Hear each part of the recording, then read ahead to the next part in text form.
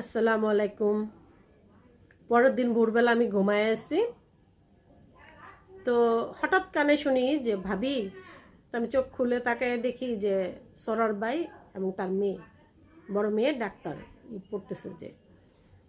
তা আমাকে দেখায় বলতেছে, বলেন তো এটা কে? আমি বলি আমাদের মা। কারণ মেয়েটা যখন নতুন হয় ওকে আমি দেখতে গেছিলাম, যাওয়ার পর আমার কোলে দিয়া সরার ভাই বলতেছে, বলেন তো কার মতো হয়েছে, মায়ের মতো না বাবার মতো? ওই কারো মতো না, আমার মতো হয়েছে। সবাই হাসিয়ে দিচ্ছে। তো খুব দুষ্টামি করছিলাম, তো আমি মেয়েটারা বলতেছি, তোমাকে তো সেই ছোট্ট দেখে আসছি, মাশাল্লাহ তুমি কত বড় হয়ে গেছো। তো সরার ভাই বলতেছে ও তো ডাক্তারি পড়তেছে।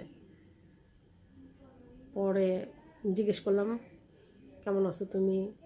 তো আমাকেও আবার জিজ্ঞেস করতেছে আন্টি কেমন আছো? তো সরার ভাই আবার বলতেছে যে আপনার ভাবি তো আসতে পারে না, আমার ছোট মেয়েটা তো অসুস্থ, ও বাসায় আসছে, এর জন্য তবে আসবে। আমি আচ্ছা অসুবিধা নেই, ভাবিরে বললেন দোয়া করতে। তো মেয়েটার সাথে সব গল্প করতেছি, সরার ভাই এবং আমার হাজব্যান্ডের ফ্রেন্ডশিপের কথা বলতেছি, যে ওদের খুব ক্লোজ ফ্রেন্ড ছিল ওরা। এরপর তাদের আরও দুইজন ফ্রেন্ড আছে, আরও অনেকে আছে, তার মধ্যে আরও দুই ক্লোজ এখনও যাদের মধ্যে সম্পর্ক আছে, এর মধ্যে মজিব ভাই এবং গগনদা। গগনদা ইন্ডিয়াতে থাকে। গগনদার কথা বললাম যে আরও একজন ফ্রেন্ড আছে তোমার বাবার, তোমার গগন আঙ্কেল। ওরা বলতেছে ও আচ্ছা। আমি কি উনিও খুব মজার মানুষ।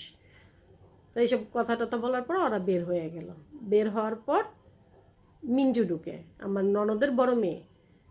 তো এর আগেও আমি শুনছি যে মিঞ্জুর পরীক্ষা চলতেছে, এর জন্য মিঞ্জু আমার দেখতে যাইতে পারতেছিল না, টাইম মিলতেছিল না। তো বলতেছে বউ কেমন আছো? তো আমি বললাম যে ভালো। তুমি আসছো যে মা, তোমার না পরীক্ষা? বলে থাক পরীক্ষা, আমার খুব খারাপ লাগতেছে তোমার জন্য, এর জন্য আমি আসছি। পরে আমি বলতেছি যে ভালো করে পরীক্ষা দিও। ওকে আচ্ছা বউ। পরে বলতেছে বউ বাবার তো অনেক জ্বর, বাবাও তো অসুস্থ। তো আচ্ছা আমি যাই, বাবা আসবে। তো ও গেল, আর মধ্যেই ঢুকলো মামুন ভাই। তো মামুন ভাইরে বললাম যে আপনি কেন আসছেন? আপনার বলে জ্বর। পরে বলতেছে হ্যাঁ।